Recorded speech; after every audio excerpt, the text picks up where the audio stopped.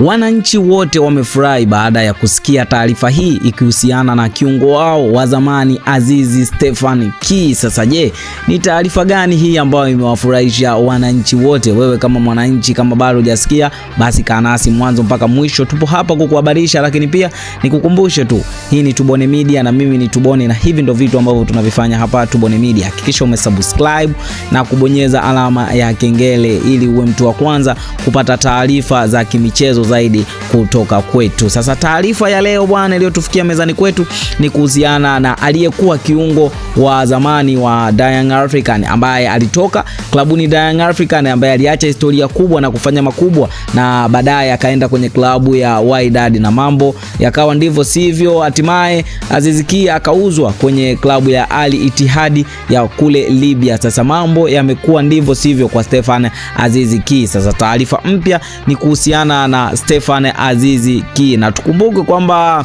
kiungo mshambuliaji wa Al Ittihad ya FC ya kule Libya, Stephen Aziz Ki anataka kuvunja mkataba wake ndani ya timu hiyo. Aziz Ki hana furaha na maisha ya Libya. Sasa hii imesemekana kwamba Stephen Aziz Ki moja kwa moja anataka kuvunja mkataba na timu yake ya Al Ittihad ya kule Libya kutokana na kutokuwa na furaha, yani kukosa furaha akiwa kule nchini Libya. Tofauti na Aziz Ki ambapo alikuwepo nchini Tanzania, maisha yake yalikuwa na furaha, na hiyo furaha ndio ambayo ilimpelekea kuitwa shemeji kwa ajili ya kupata Hamisa Mobeto. Sasa Aziz Ki Stephen anataka avunje mkataba, na hii ndio taarifa na tetesi zinazovuma kule nchini Libya. Sasa je, Stephen Aziz Ki anavunja mkataba kwa ajili ya kurudi Young African ama anavunja mkataba kwa ajili ya kutafuta changamoto nyingine? Lakini mashabiki na nguli wa soka hapa Tanzania wengi wao wanasema Stephen Aziz Ki anavunja mkataba kwa ajili ya kurudi Young African, lakini bado kujawa na taarifa